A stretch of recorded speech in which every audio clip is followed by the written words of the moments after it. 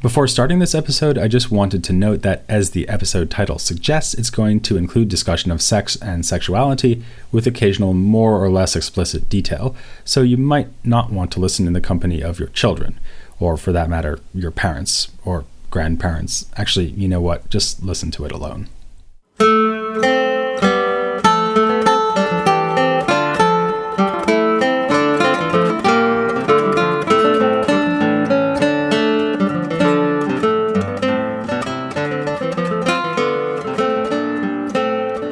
Hi, I'm Peter Adamson, and you're listening to the History of Philosophy podcast, brought to you with the support of the Philosophy Department at King's College London and the LMU in Munich, online at historyofphilosophy.net. Today's episode, The Good Wife, Gender and Sexuality in the Middle Ages. Have you ever been tempted to describe retrograde views about gender and sexuality as being medieval? If so, you were more right than you probably knew. A particularly good example is the condemnation of homosexuality as immoral. Famously, the Greeks generally considered male-male sexual relationships to be acceptable, in some cases even noble, as with the sacred band of Thebes.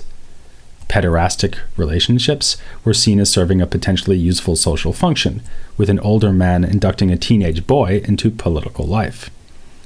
As for the Romans, they did not divide erotic proclivities into the heterosexual and the homosexual.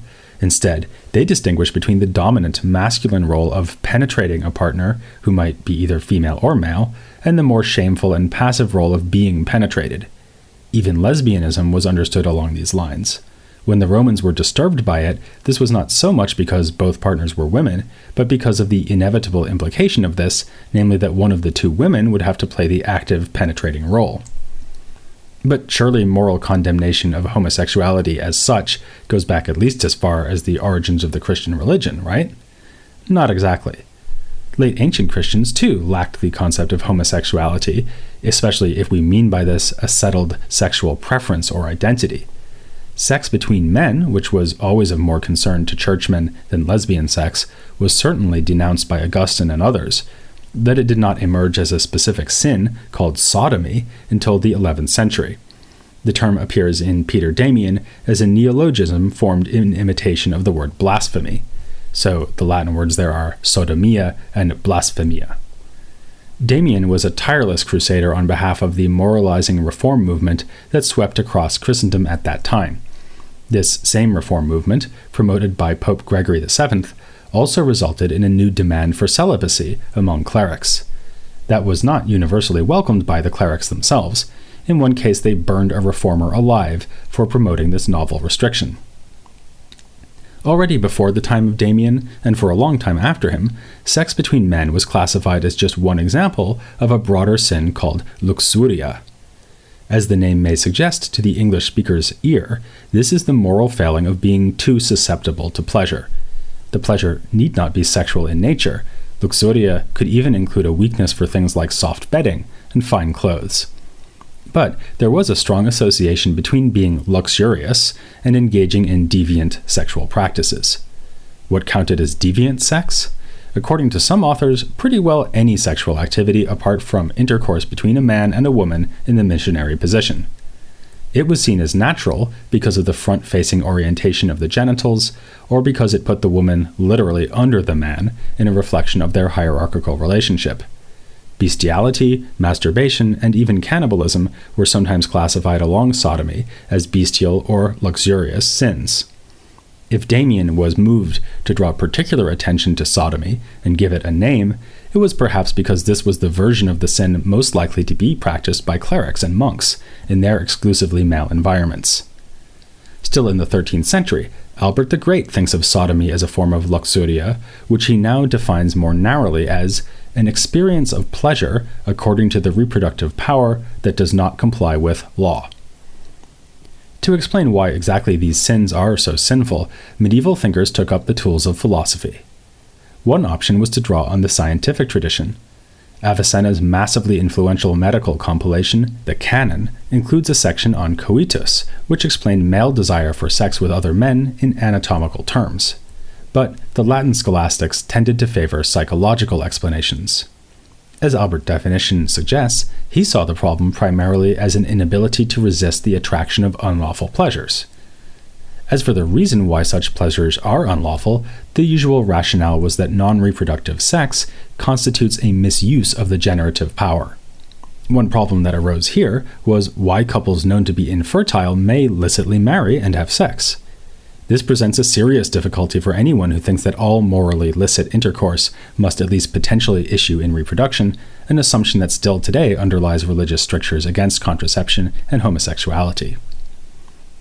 The medievals were at least as alive to the complexities of moral life as we are today, as we can see from the enormous body of penitential literature produced in the wake of the Gregorian reform. That reform involved the institution of regular confession by believers, prompting the need for texts advising clerics on how to tend to their spiritual flocks. The penitential literature attempts to bring order to human disorder. Vices are listed and sorted into their various types, with indications of the tariff of penance due for each sin. A potential danger here was that speaking too openly of sodomy or other sins could, to put it bluntly, give people ideas. Even worse, sodomites might realize that they were far from alone in their perversion. Thus, the author of one penitential text, William Peraldus, recommended that this vice is to be spoken of with great caution, both in preaching and in confessional questioning, that nothing be revealed to men that might give them occasion to sin. The penitentials also tell us a great deal about attitudes towards sexuality more generally. For instance, that sex outside of marriage was popularly considered to be no big deal, to the frustration of church authorities. What we're seeing here is the, if you'll pardon the expression, penetration of scholastic and especially legalistic ways of thinking into the intimate lives of everyday people. Advice to confessors often drew on the great canonists like Gratian and Hortensius, who in turn looked back to older authors like Augustine and Isidore of Seville. Isidore encapsulated much medieval thought on sex and gender relations in his etymologies of man and woman. Man, in Latin vir, is so named because there is greater force, vis, in him than in women. Woman, mulier, gets her name from softness, molitiae, for the two sexes are differentiated in the strength and weakness of their bodies. The standard view among intellectuals was that women's bodies are more moist, more cold, and hence softer, which in turn gave rise to the notion that they are highly susceptible to a variety of sins, ranging from avarice to sexual excess. This attitude towards women was assumed as a matter of course by most schoolmen on the basis of Aristotelian natural philosophy and Galenic medicine. Not that women were a matter of much interest at the universities. Passages that mention them usually do so only in order to set up a good puzzle, as when Henry of Ghent asks whether a widow who remarries should go back to her first husband if he is raised from the dead. One scholar who made a review of such texts concludes that the scholastics' failure to discuss the weakness of women in any depth was not because they were gender-blind egalitarians, but because women simply were not interesting to them as women. They were not part of their intellectual world.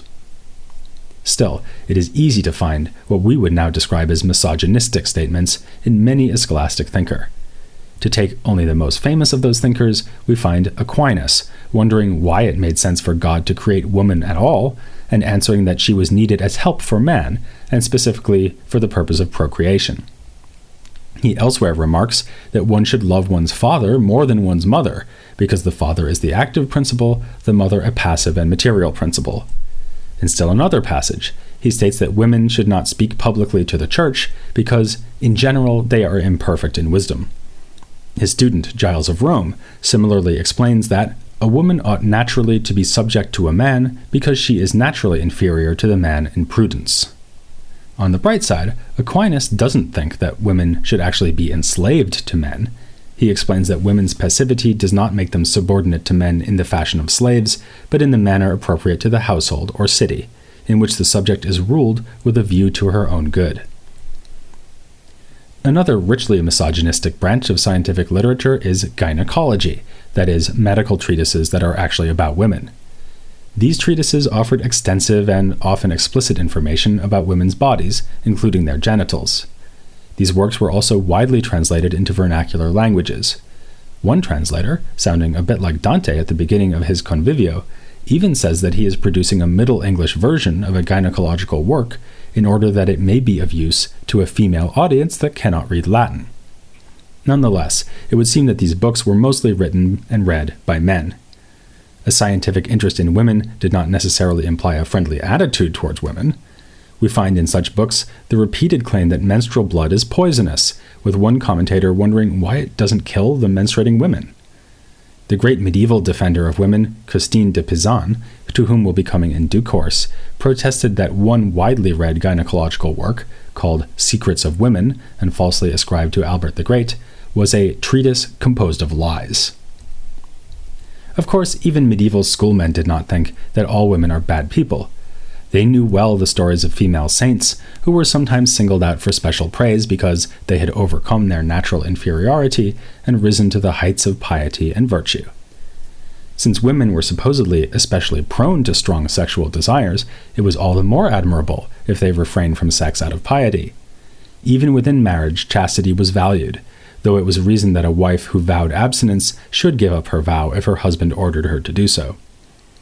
It may seem paradoxical that woman, who was purportedly created to help man with procreation, should ideally adopt virginity or chastity, but characteristically Aquinas is ready with a distinction that resolves the problem.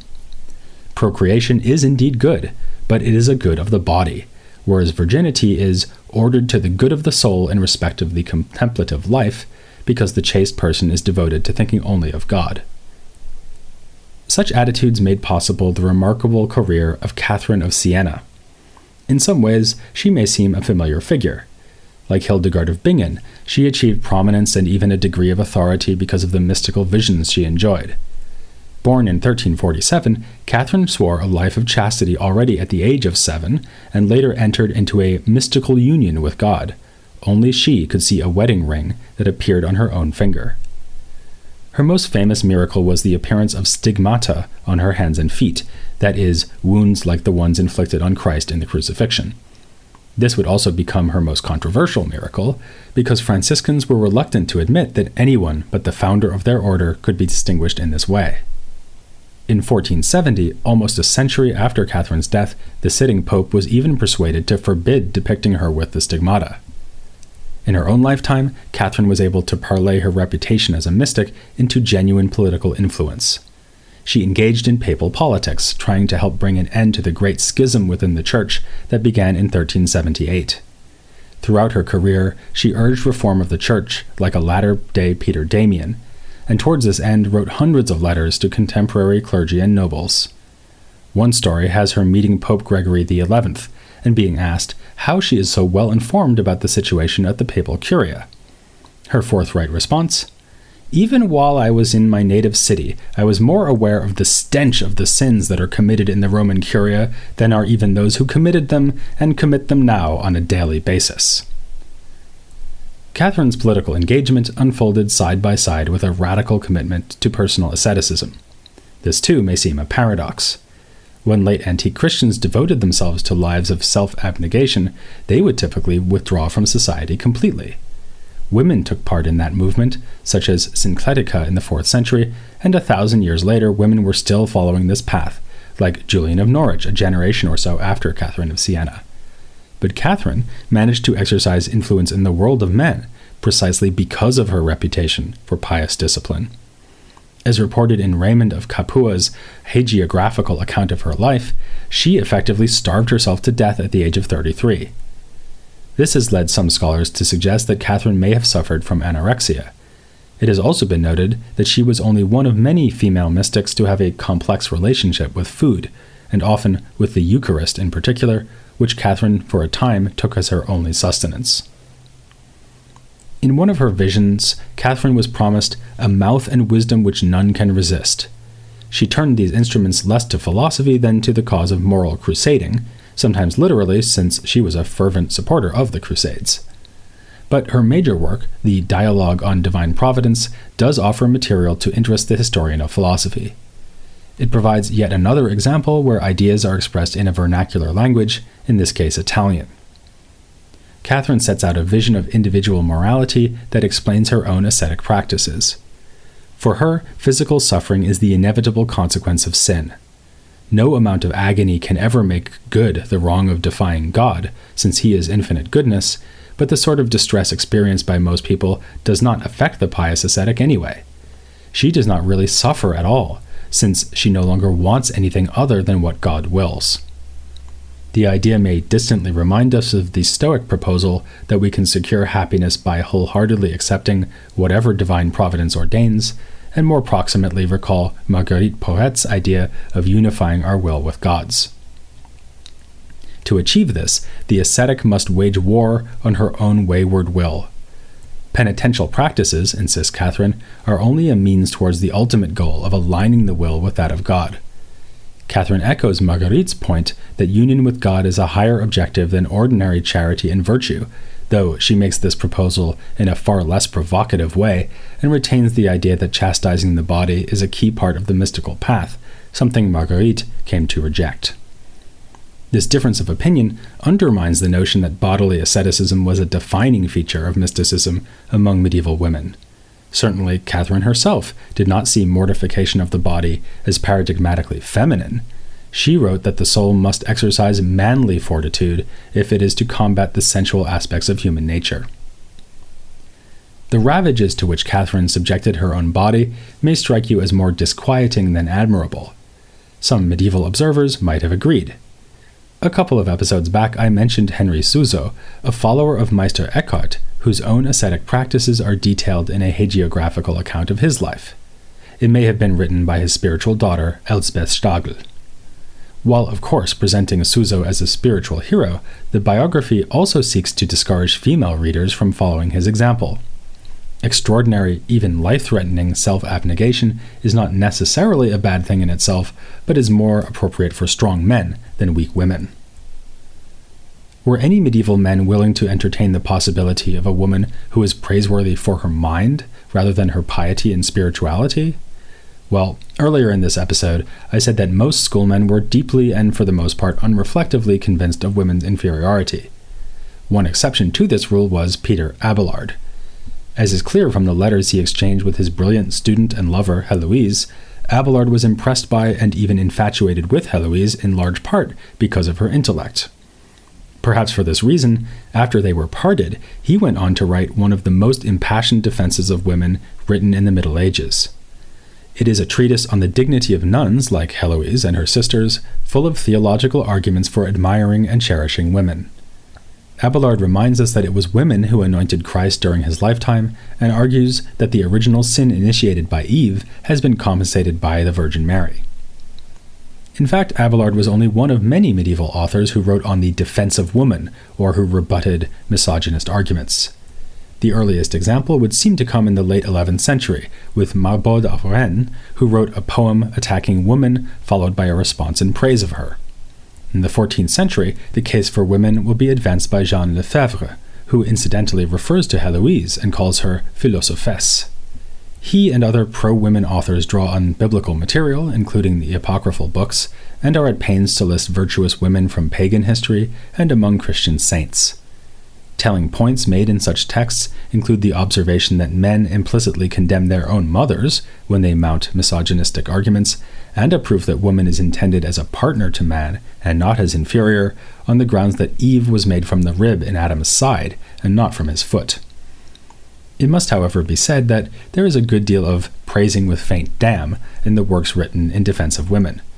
Lefebvre, for instance, comments that woman is superior to man in her freedom because she has less reason and more will.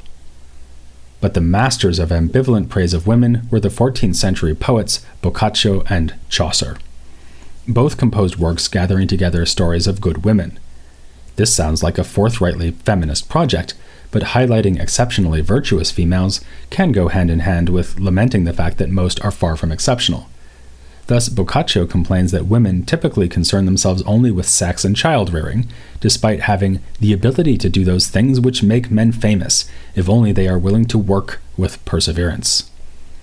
As for Chaucer, he focuses on women who suffer from the mistreatment of men. This is apt to provoke the reader's sympathy, but also convey the sense that women are inevitably passive and frequently victimized by male deceptions because they are so easy to deceive. Chaucer's most fascinating and ambiguous text on women comes in his Canterbury Tales, in the form of the prologue of the Wife of Bath's Tale. Our protagonist, Alison, tells the satirical and frequently outrageous story of her 5 marriages. She minces no words about the pleasure she takes in sex, announcing that, "In wifehood I will use my instrument as freely as my Maker hath it sent." She is willing to admit that virginity is admirable, but stresses that it is not obligatory.